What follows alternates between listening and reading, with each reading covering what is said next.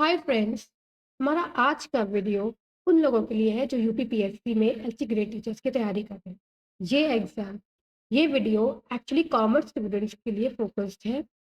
Commerce का exam 22 अप्रैल को है, तो तैयारी में बहुत कम टाइम बचा है। इसके लिए ये वीडियो मैंने बनाया है ताकि आप बहुत जल्दी कुछ इंपॉर्टेंट टॉपिक्स को रिवाइज कर सकें। आज का जो टॉपिक हमने चूज किया है वो है वाउचिंग। वाउचिंग ऑडिटिंग यूनिट का एक इम्पॉर्टेंट टॉपिक है। So let's start. वाचिंग होता क्या है? आपको पता है कि as per the accounting principle of objectivity, every accounting entries need to be supported by documents. मतलब आपको हर एक अकाउंटिंग एंट्री के लिए सपोर्टिंग डॉक्यूमेंट्स का होना जरूरी है। ये एक मैंडेटरी प्रिंसिपल है जो हर ऑर्गेनाइजेशन को फॉलो करना जरूरी है। तो हर एंट्री के लिए प्रूफ की जरूरत होती है कि आपने ये एंट्री अकाउंटिंग एंट्री की है। इस बात के लिए आपको प्रूफ प्रोड्यूस करना रहता है। तो वाउचिंग क्या होता है? उन्हीं सपोर्टिंग डॉक्यूमेंट्स को वेरीफाई करता है, ऑथेंटिकेट करता है। ठीक है। तो vouching is the process of verifying accounting entries with supporting document. Vouching वह प्रक्रिया है जिसमें लेखांकन प्रविष्टियों को संबंधित प्रमाण से जांचा जाता है। आप इसको ऑथेंटिकेट करते हैं कि हाँ, अकाउंटिंग एंट्रीज वैसी ही हुई है जैसे कि आपने डॉक्यूमेंट्स प्रोड्यूस किया है। वाउचिंग का उद्देश्य क्या है, उसके ऑब्जेक्टिव्स क्या है? तो सबसे पहला ऑब्जेक्टिव है to check the authenticity of the transaction. उसकी सत्यता, लेन देन की सत्यता का जांच करना। सत्यता का जांच आप किसी चीज का कैसे कर सकते हैं? आपसे किसी ने कहा कि मैंने कैश ट्रांजैक्शन किया है, मैंने सेल किया है, कैश सेल्स की है। आपको कैसे पता चलेगा कि किसी भी ऑर्गेनाइजेशन ने कैसे कैश सेल्स की है? आप उसके बिल को चेक करेंगे, उसके रिसिप्ट जो उसने इशू किए हैं उसको चेक करेंगे। करना क्या है वॉचिंग में? उन्हीं रिसिप्ट्स को वेरीफाई करना है, उनका डेट चेक करना है, अमाउंट चेक करना है, पार्टी का नाम चेक करना है, और जो ट्रांजैक्शन आपने अपनी बुक्स में किए हैं उनसे वेरीफाई करना है। This is to check the authenticity of the transaction. दूसरा ऑब्जेक्टिव है to detect the fraud and errors. कई बार अकाउंटिंग एंट्री करते वक्त गलतियां हो जाती हैं, टोटल करने में, कैरी फॉरवर्ड करने में, या एक बुक से लेजर अकाउंट में पोस्ट करने में। इसके अलावा ऑर्गेनाइजेशंस फ्रॉड करते हैं, मिसरिप्रेजेंटेशन ऑफ द फैक्ट्स होते हैं, सप्रेशन ऑफ द फैक्ट्स होता है, miss appropriation of the funds होता है। तो जब आप किसी भी ट्रांजैक्शन को उसके डॉक्यूमेंट्री एविडेंस से चेक करते हैं, क्रॉस वेरीफाई करते हैं, तब आपको पता चल जाता है कि क्या कोई फ्रॉड तो नहीं हुआ है, क्या एरर तो नहीं कमिट हो गया है ट्रांजैक्शंस को पोस्ट करने में। वाउचिंग का दूसरा ऑब्जेक्टिव है to detect the fraud and errors. Vouching का तीसरा ऑब्जेक्टिव है to ensure the proper recording. आपको भी पता है कि हमारी बुक्स जो प्रिपेयर होती हैं वो double entry book keeping system पर होती है, यानी कि हर डेबिट के साथ उसका क्रेडिट होना जरूरी होता है। तो जब आप एंट्रीज कर रहे हैं तो आपने जो भी अकाउंटिंग एंट्रीज की हैं, क्या वो double entry book keeping system के अकॉर्डिंग या डुअल आस्पेक्ट के अकॉर्डिंग कंप्लीट हैं कि नहीं है, उनकी प्रॉपर रिकॉर्डिंग की गई है कि नहीं, आपने कैपिटल आइटम और रेवेन्यू आइटम को सेग्रीगेट किया है, बाइफरकेट किया है या नहीं किया है। कई बार अकाउंटिंग प्रिंसिपल्स ठीक से फॉलो नहीं होते हैं। आप एसेट को एक्सपेंस के तौर पर दिखा देते हैं या एक्सपेंस को एसेट के तौर पर दिखा देते हैं, फिर आगे डिप्रिसिएशन में भी गलतियां हो जाती हैं। तो वाउचिंग में हम क्या करते हैं, ये इंश्योर करते हैं कि प्रॉपर रिकॉर्डिंग हुई है कि नहीं हुई है। End of course the last objective is very obvious, that to confirm the legal compliance. Whenever tax audit is done, whenever secretarial audit is done, vouching or verifying of the documents, the supporting documents, verifying the entries with the supporting document is very important. तो vouching का process legal compliances के लिए भी जरूरी होता है। अब आ जाते हैं हम प्रोसेस ऑफ वाउचिंग पर। ये वाउचिंग करते कैसे हैं? बेसिकली जब आप वाउचिंग की बात करें तो इम्पॉर्टेंट जो आपकी बुक्स होती हैं वो होती हैं cash book, purchase book, sales book, return book and bills receivable book. यहाँ पर हम बेसिकली जो बुक्स ऑफ ओरिजिनल एंट्री होती हैं उनमें जो आपने ट्रांजैक्शन एंटर किया है उनको हम डॉक्यूमेंट से मैच करते हैं। तो इसीलिए ये जितनी भी प्रोसेस ऑफ वाउचिंग है, जितने भी आपने बुक्स में एंट्री किए, सब्सिडरी बुक्स होता है उसमें जो एंट्री की है उसके प्रोसेस के लिए है। तो आपको देखना क्या क्या है? चार बहुत इंपॉर्टेंट चीज जो आपको देखनी है। पहला कि सपोर्टिंग डॉक्यूमेंट्स है कि नहीं है। जो सपोर्टिंग डॉक्यूमेंट्स हैं उन पर जो डेट, अमाउंट और डिटेल लिखा है, क्या वही amount, date, detail cash book में भी मेंशन है कि नहीं है, या परचेज बुक या रिलेटेड बुक्स में मेंशन है कि नहीं है। कुछ ऐसे ट्रांजैक्शंस होते हैं जिन्हें ऑथराइजेशन की ज़रूरत होती है, जैसे कि डेटर्स को स्पेशल डिस्काउंट देना। तो जब आपने डेटर्स को स्पेशल डिस्काउंट दिया है, तो क्या रिस्पॉन्सिबल पर्सन ने उसे ऑथेंटिकेट किया है कि नहीं किया है? तो सबसे पहला जो हम लोग प्रोसेस चेक करेंगे कैश बुक के लिए। कैश बुक में आप 2 एंट्रीज़ करते हैं, एक तो रिसिप्ट की एंट्री करते हैं और एक आप करते हैं पेमेंट की एंट्री। तो रिसिप्ट की एंट्रीज़ या कैश रिसीव्ड कहाँ-कहाँ से होता है? कैश रिसीव आपको कैश सेल से हो सकता है, डेटर्स के थ्रू हो सकता है, बिल्स का पेमेंट हो सकता है, या सेल ऑफ फिक्स्ड एसेट हो सकता है, सेल ऑफ इन्वेस्टमेंट हो सकता है, या आपने लोन लिया है, शॉर्ट टर्म लोन लिया है तो बैंक में ना पैसे जाकर कहीं आपको कैश रिसीव हो गया। अगर आप कैश बुक में कैश कॉलम, बैंक कॉलम दोनों बना रहे हैं, तो आपको आपने जो लोन लिया है उससे आपको कैश रिसीव हो सकता है। तो आपको किन-किन चीज़ों को वेरीफ़ाई करना है जब आप कैश ट्रांज़ैक्शंस देख रहे हैं। तो सबसे पहले बात करते हैं कैश सेल की। कैश सेल्स को वेरीफ़ाई करने के लिए आपको कैश मेमोज़ और कैश रजिस्टर को क्रॉस वेरीफाई करना रहता है कि जो कैश मेमो में जो अमाउंट है, जो डेट है, वही आपके कैश रजिस्टर पर हो। अगर कोई कैश मेमो कैंसल हुआ है, तो उसकी ओरिजिनल कॉपी के साथ वो कैंसल होना चाहिए।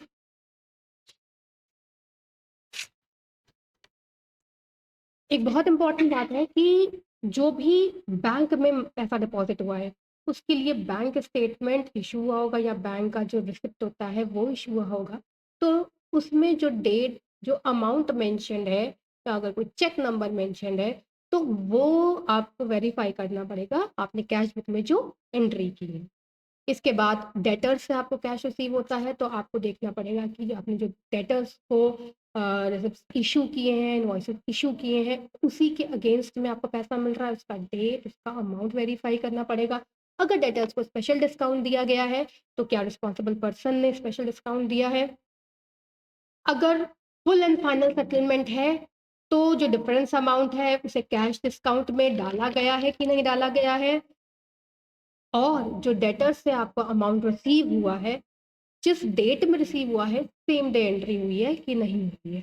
इसके बाद बिल बुक्स की बात करें, तो जो भी आपको बिल्स ऑफ एक्सचेंज में बीआर से जो पेमेंट मिल रहा है, तो उसके लिए आपको बीआर की जो बुक होती है, उससे अमाउंट को वेरीफाई करना रहता है। अगर बिल्स का पैसा मिल गया है, तो बिल कैंसल कर दिया गया है कि नहीं कर दिया गया है।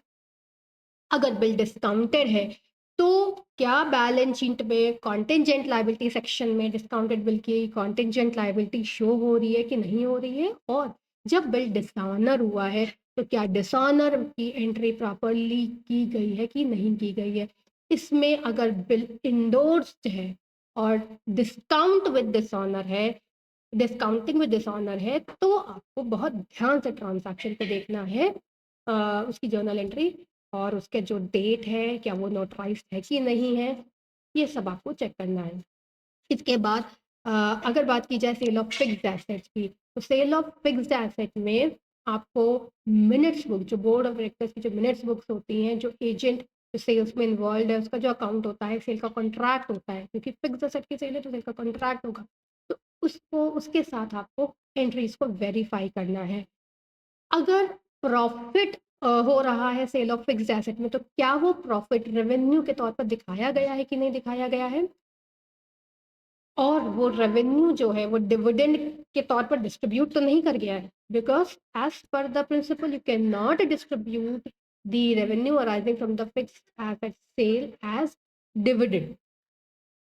इसके अलावा अगर फिक्स्ड एसेट को सेल करने में कोई एक्सपेंसेस है, जैसे कि ब्रोकरेज हो गया, कमीशन हो गया, तो क्या ये जो एक्सपेंस ऑफ ब्रोकरेज है, ये आपने सेल के अमाउंट से डिडक्ट किया है कि नहीं किया है? तो आपको ये भी वेरीफ़ाई करना होगा। के बाद अगर आपने लोन के थ्रू पैसा लिया है, तो आपको लोन एग्रीमेंट देखना बहुत ज़रूरी है। और अगर मॉर्टगेज कोई एसेट हुआ है, तो क्या ये प्रॉपर्ली मेंशन्ड है हमारी बैलेंस शीट में कि नहीं मेंशन्ड है? इसी तरीके से अगर आप कैश पेमेंट की बात करें, तो कैश पेमेंट में भी जो रिसिप्ट्स हमें इश्यू हुए हैं या इनवॉइसेस हैं जिनके अगेंस्ट हमने पेमेंट किया है, उसको हमको क्रॉस वेरीफाई करना रहता है, उसका डेट, अमाउंट ऑफ पार्टी का नाम चेक कर कर हमको ट्रांजैक्शंस को वेरीफाई करना रहता है। बिल का अगर पेमेंट हो रहा है तो बिल के पेमेंट में भी आपको बिल के पेमेंट के बाद उस बिल को कैंसिल करना रहता है। ये सब बातें हमें कैश ट्रांजैक्शंस में ध्यान रखनी होती है। इसके बाद परचेज बुक आता है, बहुत ही इंपॉर्टेंट है परचेज बुक के ट्रांजैक्शंस को वेरीफाई करना, क्योंकि इसमें हमें बहुत सारी बातों का ध्यान रखना पड़ता है। परचेज बुक में केवल क्रेडिट परचेजेस आती है, credit purchases which are done for business, यानी कि केवल बिजनेस के लिए ही वो क्रेडिट परचेजेस की हैं। और ये जो परचेजेस है ये स्टॉक की परचेजेस होती हैं, एसेट की परचेजेस नहीं होती हैं। तो यहीं से हमारे 3 से 4 पॉइंट निकल कर आ जाते हैं कि सबसे पहले आपको देखना है कि आपने सिर्फ क्रेडिट परचेजेस की एंट्री की हो, कैश परचेजेस की एंट्री परचेज बुक में नहीं होनी चाहिए। दूसरी चीज़ हमको ये वेरीफाई करना है कि जो परचेज ऑफ एसेट है वो हम नहीं शो करेंगे परचेज बुक में, तो गलती से कहीं एसेट का परचेज परचेज बुक में तो नहीं शो हो गया है। तीसरी चीज़ हमें वेरीफाई करनी है कि कहीं ड्राइंग्स जो ओनर ने अपने लिए की हैं या बिजनेस के अपार्ट कोई परचेजेज हुई हैं, वो तो परचेज बुक में नहीं मेंशन्ड है। तो इस चीज़ का हमें बहुत जब हम वेरीफाई कर रहे हैं डॉक्यूमेंट्स को, तो हमको इन सारी चीज़ों का ध्यान रखना। इसके बाद जैसे कि पॉइंट में लिखा है चेक परचेज इनवॉइस, परचेज की इनवॉइस को परचेज के रजिस्टर से चेक करना बहुत ज़रूरी है। जो आपने गुड्स रिसीव एक नोट होता है उससे वेरीफाई करना बहुत ज़रूरी है। तो आप इसमें स्टॉक रजिस्टर, यानी कि जब आपने स्टॉक को परचेज किया तो आपने एक स्टॉक रजिस्टर मेंटेन किया होगा, एक गुड्स रिसीव्ड का नोट में मेंटेन किया होगा। तो जो भी परचेजेस किया है आपने गुड्स की, वो इन दोनों से आपको क्रॉस वेरीफाई करना होगा। प्लस हमें ये भी चेक करना होगा कि trade discount mention, trade discount को डिडक्ट कर कर ही हमारे जो भी परचेजेस हैं वो शो हुए हों। इसके अलावा जो भी जीएसटी पेमेंट है वो क्लियरली बुक्स में मेंशन्ड है कि नहीं है, और जो फ्रेट का जो पेमेंट हो रहा है उस पर जो जीएसटी है वो भी क्लियरली मेंशन्ड है कि नहीं है। और 2-3 चीज़ें और हमें परचेज बुक में देखनी रहती हैं कि जो परचेज का प्राइस है वो हमारे कोटेशन से या प्राइस लिस्ट से मैच कर रहा है कि नहीं कर रहा है। जो बिल बना है, क्या वो जो सप्लायर ने हमें बिल इशू किया है वो बिजनेस के नाम का ही बिल है कि नहीं है। इसके अलावा जितने भी आपके परचेज वाउचर्स होते हैं उनको आपको स्टैम्प कर कर और इनिशियल्स में साइन करने रहते हैं ताकि वो दोबारा प्रोड्यूस ना किए जा सकें। तो हमें परचेज बुक में इन सब बातों का ध्यान रखना रहता है। सेल्स बुक में भी बिल्कुल इसी तरीके की बातें हमें ध्यान रखनी पड़ती हैं कि जो भी हमारे पास स्टॉक रजिस्टर को हमको चेक करना रहता है कि क्या वो गुड्स जो हमारी सेल्स बुक में शो हो रही है वो हमारे पास से गई हैं कि नहीं गई हैं। कस्टमर को जो हमने रिसिप्ट इशू किया है उसकी जो कार्बन कॉपी है उससे हमें वेरीफाई करना रहता है कि जो अमाउंट है वो सेल्स बुक में सही तरीके से एंटर है कि नहीं है। हम करस्पॉन्डेंस जो हमने कस्टमर से किया है, बिज़नेस ने जो कस्टमर से करस्पॉन्डेंस किया है, उसको भी हम क्रॉस वेरीफाई कर सकते हैं एंट्रीज़ के साथ। और एक बात जो आपको ध्यान रखनी है दोनों परचेज़ बुक और सेल्स बुक में, कि जो टोटलिंग है, परचेज़ बुक की टोटलिंग और सेल्स बुक की जो टोटलिंग है, वो सही से की गई हो, और उसकी जो कास्टिंग है, जब आप उसको अकाउंट्स में कास्ट कर रहे हैं, तो भी सही तरीके से किया गया हो, अमाउंट सही हो। तो इन सब बातों का हमको ध्यान रखना पड़ता है जब हम कैश बुक, परचेज बुक या सेल्स बुक मेंटेन कर रहे हैं। जब हम वाउचिंग कर रहे हैं उनकी, तो हमें इन सब बातों का ध्यान रखना पड़ता है।